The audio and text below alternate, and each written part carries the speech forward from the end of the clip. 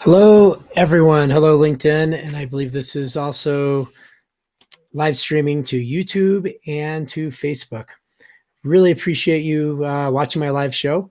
I'm trying to do these live shows consistently. Sometimes it's not as easy, but the purpose of this show is to talk about the single family rental space, different things going on in this space, and talk about what we're doing at Renter's Warehouse, what's happening in the housing news, in the housing industry, talk a little bit about the recession narrative. And usually I have a guest. Today, I do not have a guest. So if I seem a little distracted, it's because I am posting this around social media right now so that people know I'm on live now, mostly on LinkedIn, but I also post this on some of the other platforms as well. And if you're watching this show not live and you're watching a replay, please feel free to reach out to me. Comments are welcome. And let's get things started. So a lot of news that's happening today and this last week, besides the political news. So we're not going to get into that. There is still a recession narrative that is out there, and it's something that I always want to talk about, and I'm going to keep talking about it. And I will talk about Robert Shiller again, too, as his book about recession narratives, about economic narratives. And economic narratives, depending on the time of year, what is happening politically, are pushed out in the news. And so right now, with an incumbent president, there is a recession narrative that is being pushed. People are assuming just because we've been in had a long time of economic growth, that there has to be a recession happening at any moment.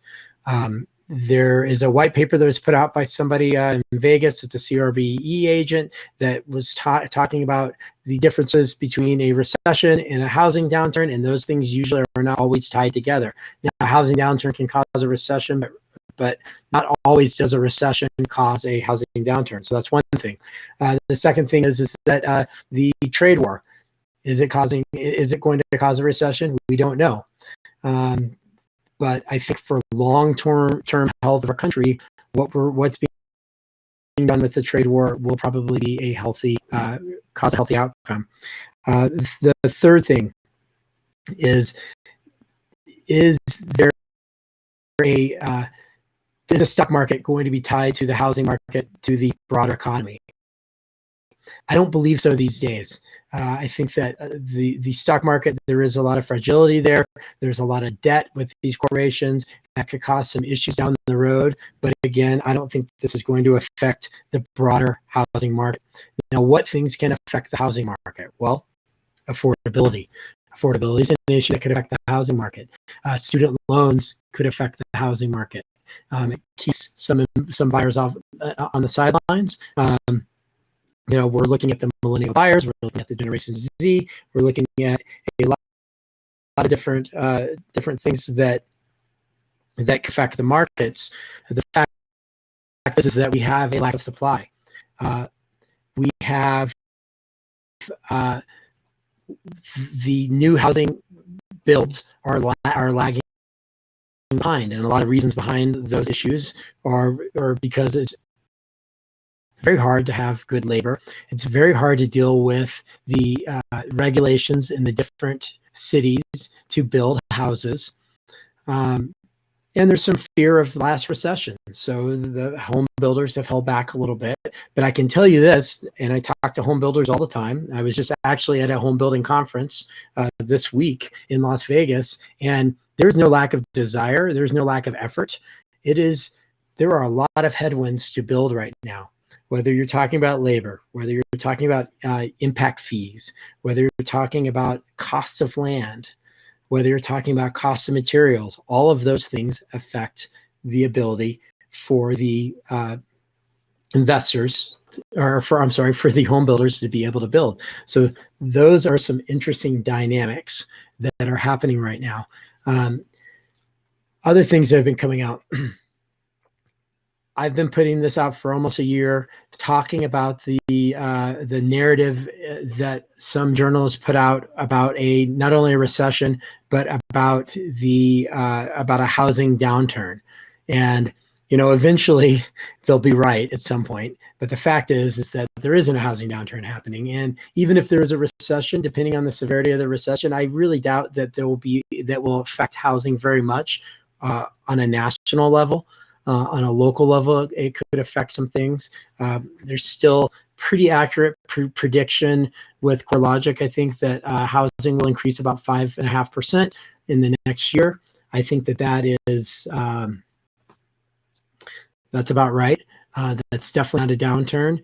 You can take out of context data and focus on specific markets and say, well, look, Seattle, the housing market's gone down. Well, you know what? It went up a little bit too high. It went up a little bit too fast. It was a little hot. It's backed off.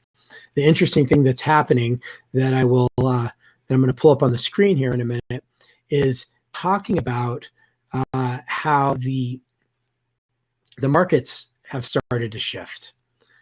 And so we're going to talk about the geographic inversion in the U.S. housing market. And what that means is that the prices in July were not accelerating as quickly as they are now. And so in July, some markets accelerated, some markets didn't. And so you've got these markets here, and you can see, I don't know if you can see this very closely, where you're looking at July 19 is the red, July 18 is the blue. So some of these markets like Las Vegas were just going crazy. And some of that have changed a little bit. And this is just this is a year over year home price growth. And so a lot of people get confused with this. They look at it and they go, oh, well, home prices have gone down. No, the growth of the prices have gone down. And you see some places like Seattle, San Francisco. Well, Seattle is really the only market where prices have retreated, but they were accelerating unbelievably fast. You still have Las Vegas as a top market. You still have Phoenix as a top market. You've got Charlotte, Tampa, Minneapolis, Detroit. All these markets are strong. What's really interesting is some of the markets that were really accelerating quickly have slowed down, and then some of the markets in the Midwest have actually increased. And these are all just data points that you can look at, but they have to be taken in context. And what we're seeing is that some of the markets that were lagging behind are now starting to catch up. That is a good thing for the homeowners in those markets. Now, investors are probably really not wanting to see these markets start increasing too much right now because it's still great buying opportunities. And then some of the markets that were super hot that has become unaffordable, the price is retreating a little bit is a good thing. This is a healthy market. Just because your home prices go down a bit on a month-over-month basis does not mean it's a bad thing. You've got to look at the year-over-year, 5-year trends, 10-year trends, and you'll see a stable housing market throughout. And it's okay for these prices to pull back a little bit. And it's just really interesting to see. So be careful of the narratives being pushed out there. It's things that are that really, really frustrate me because you have people that want to see something bad happening. I can tell you this, and I'm going to have an article coming out in Forbes in about 3 weeks or so. We're going to talk about where some of these mid-sized investors are buying. There is great tertiary, secondary markets that have, after the last recession, opened themselves up for business, and they've decided to be very, very investor friendly, very friendly for companies to come in and start investing into these markets. And you're seeing this 10 years later. You have millennials moving into these markets. You have investors. It's a great market to invest into rentals and invest into homes. And because you have all of this population growth happening, whereas you have some markets I'll take a market like Chicago, for example, where they're in huge pension issues. And it's scary to be an investor there because you don't know where the taxes are going to go. There's all kinds of talks about trying to increase the property taxes to cover for the deficits that they've had because of the overregulation and over pension promises. So that's an example there. But then again, you have markets like Huntsville, Birmingham, tertiary markets around those, Jackson, Atlanta is still going great. All these different markets, Tuscaloosa. I've been hearing a lot about Tuscaloosa. These are great markets where you have people wanting to live. Lafayette, Louisiana, Columbus, South Carolina, Columbus, Ohio, Indianapolis. These are great markets that have great growth potential. And it's not just about the home price appreciation. It's the quality of the tenants that you get. And here we're talking about single family rentals primarily. It's the quality of the tenants that you can get. It is the quality of the job growth in these markets. And there's just so many different aspects that are important when you're looking at a market. I have a lot of people talk to me about, well, what happens if there is a recession? What should I do? How do I recession proof my investment? Well, if you're buying for the long term, you shouldn't be worried too much about what the short-term prices are going to do. So if a deal works today, it's going to be, it should be, and it will be, or can be a strong investment going forward. You need to think about what you're doing on looking at historical rents to underwrite for your future rents. So being a little bit conservative there is important, and looking at the job growth, looking at the population growth, looking at some of the affordability. But what we're finding is that even if a market is becoming unaffordable, it's becoming unaffordable because there's a lot of people moving there. There's a lack of supply, but there is a need for jobs. There's a need for employees. So people will still move there, and they're going to need a place to live. And so it creates a great opportunity for investors, and it still creates strong rent growth that people want to move there. I was just in Las Vegas, for example, and that market's been going crazy on the price appreciation, but rent growth has been keeping up because it was a lagging behind market on the rent growth because the median income was a little bit lower than a lot of other markets. Well, that market has been changing. The median income is going up. That's increased the rent growth, and the rent growth has been keeping up with the values in Las Vegas. It's getting really close, but there's still a ton of opportunities. There's a good amount of land, so investors can buy and build affordable homes to sell or to rent. And we're seeing this in a lot of these other markets that have some affordable land that investors can buy. And that gets into the build to rent market. So the build to rent market is incredibly strong. I was just at this conference. The demand there, I mean, it was.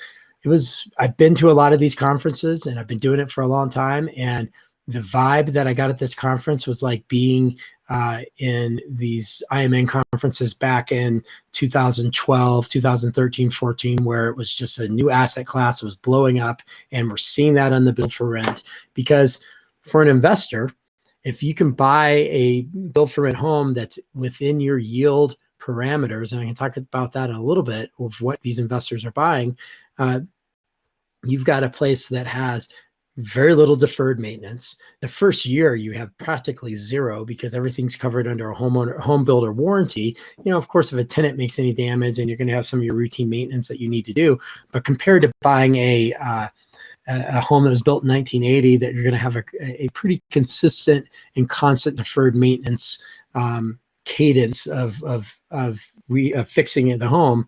The build for rent is just, it's hands down. Now, what I'm seeing is that it's been a little bit more of an educational process with some of the seasoned SFR investors on their expense ratios, on their expense load. So the expense ratio is a combination of taxes and maintenance, and then all these different things that you're anticipating the costs to operate that asset. The expense ratios on build to rent are much lower. I would probably say about 5% overall, and that's almost all on repairs and maintenance.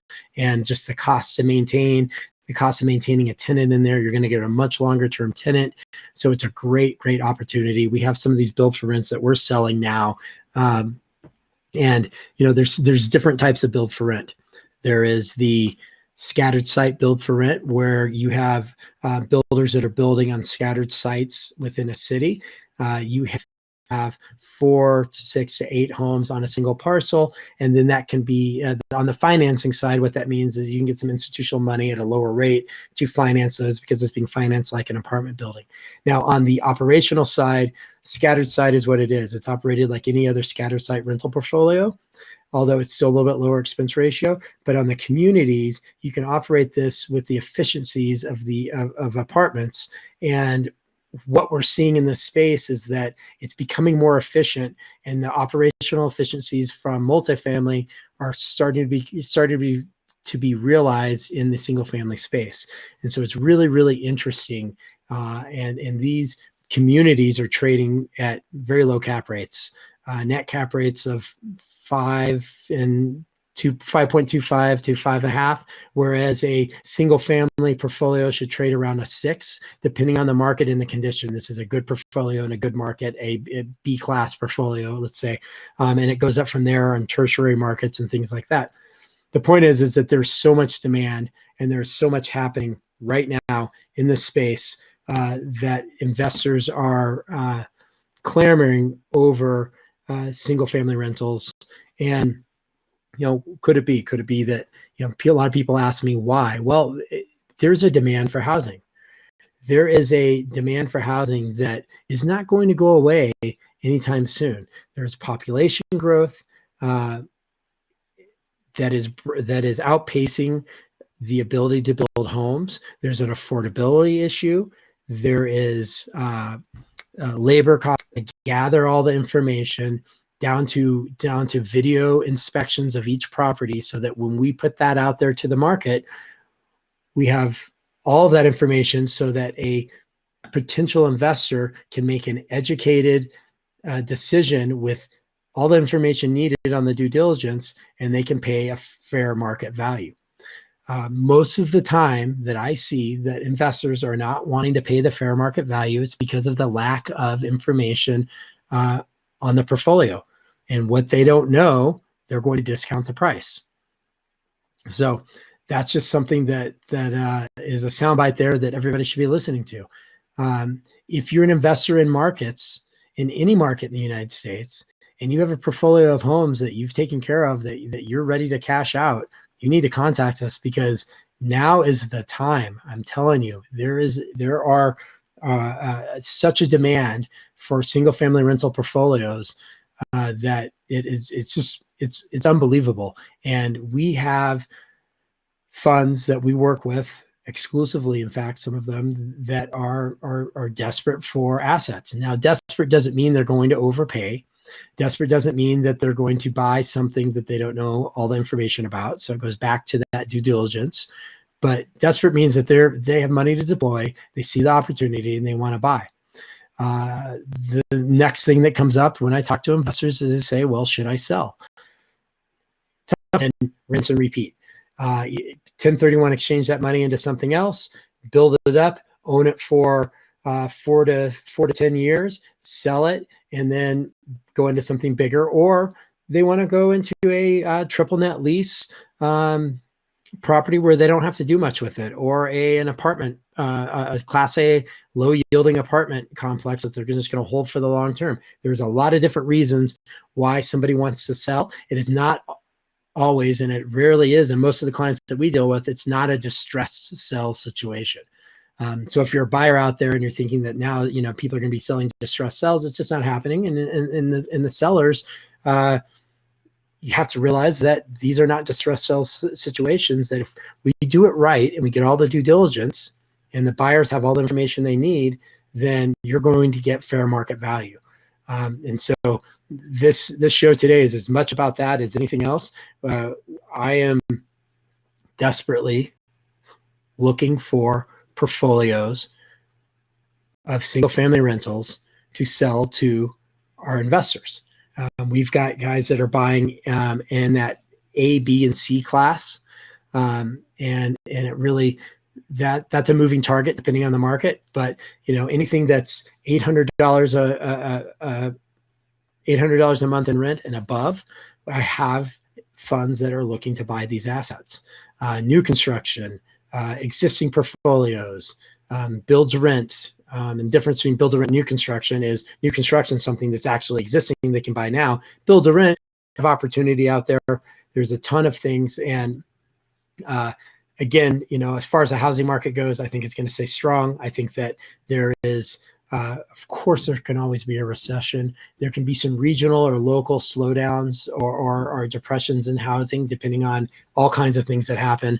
A factory closes in a market that is the prime driver of that entire market. In the auto industry, for example, that could cause an issue in that local market. But typically, single family rents do not go down. They may fluctuate. There's some seasonality, just like in home values. And I think, you see maybe, not more than 5% or so. Rents may fluctuate a little bit. But if you underwrite your home in the first place, and you can hedge on those bets, you're going to be fine. And so rarely does, unlike apartment buildings, which this isn't here to bash apartment buildings, but you could overbuild a bunch of apartments in a market, depress the apartment rents, and that can cause some issues. It's really hard to overbuild these days in the single family homes. It happened before the last recession. It was just way too much overbuilding, and it caused some issues. But right now, it's not happening anytime soon. There is a huge, serious lack of supply, and they've been talking about this lack of supply since 2014 that this is going to happen, and it's happening. We're getting into 2020 and it's happening.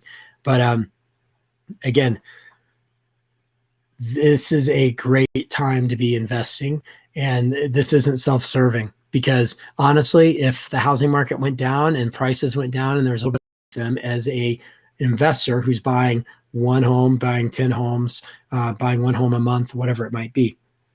So I want to throw that out there.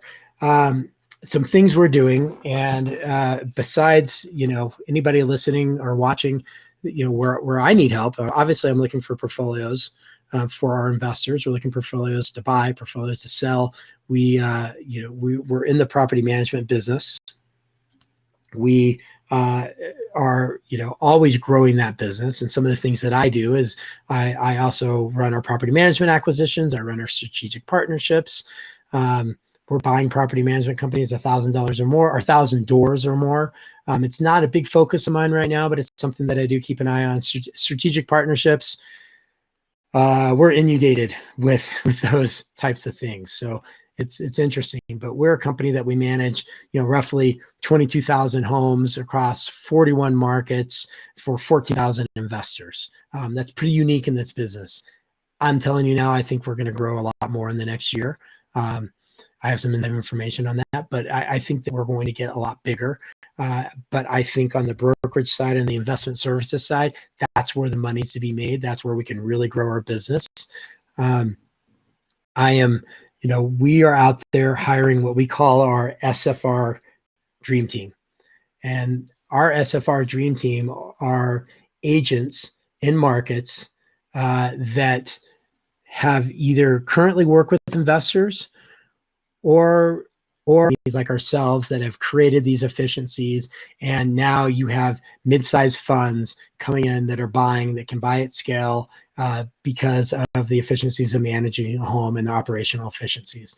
So I'm specifically looking for to bring people onto our team all over the country that work with investors, and they want a home to go to that is 100% focused on bringing in investors, consolidating the investor space. Unlike, for example, your average real estate brokerage, that they're focused on bringing in owner-occupied buyers. All the marketing, all of the effort and energy goes to bringing in owner-occupied buyers. What we're doing in our brokerage is we're doing the opposite. We're bringing in investors. So our brokerage is solely focused on that.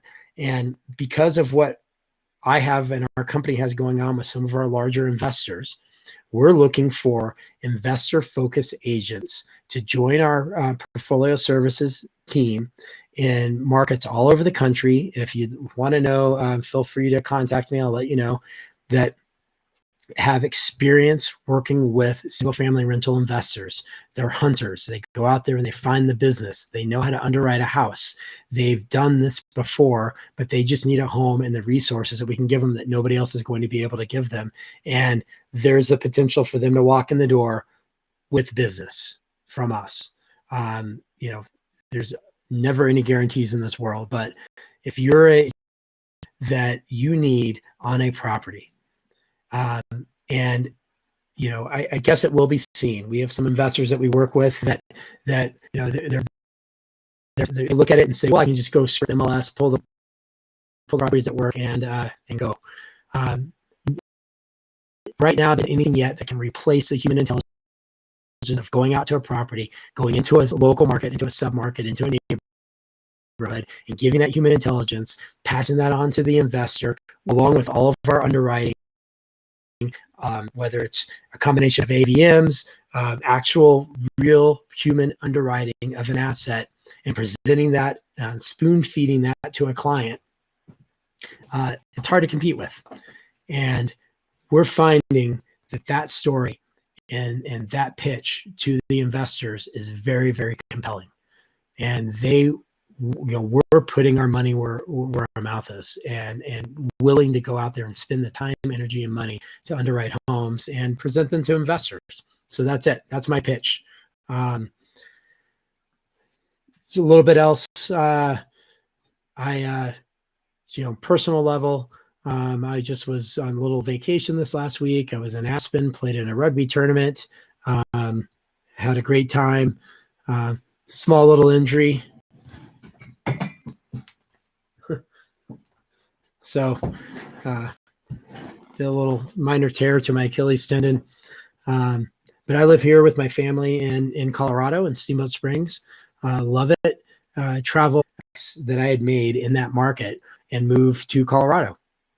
And then I moved to Boulder, and then I moved to Steamboat Springs. And people told me I was absolutely crazy moving from Boulder to Steamboat Springs, because what happens if I lose a job? Well, luckily for me, the working economy has changed to where you can work remotely. And I can tell you this, that I am more effective, more efficient. I work harder. There's more urgency behind what I do because I'm working remotely, and I want to keep the lifestyle that I have.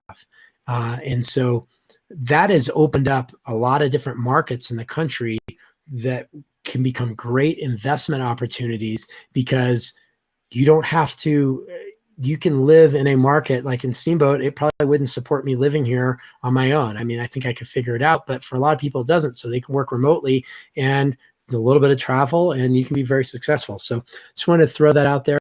I think that's it for today. If you're watching this video and you have comments, questions, you want to connect with me, I am an open book. I'm on LinkedIn primarily. I use that as my primary source of networking, prospecting, connecting. I'd probably say about 90% of my communications that are external communications, not with people in my company, happen on LinkedIn. So that's my platform. If you ever watch Gary Vaynerchuk, ever watch any of these guys, it's LinkedIn is the platform. So if you are a realtor out there, you're somebody out there doing business development, things good and bad, I'd love to hear them. And thanks for watching. And I look forward to hearing from you all very soon. Thank you.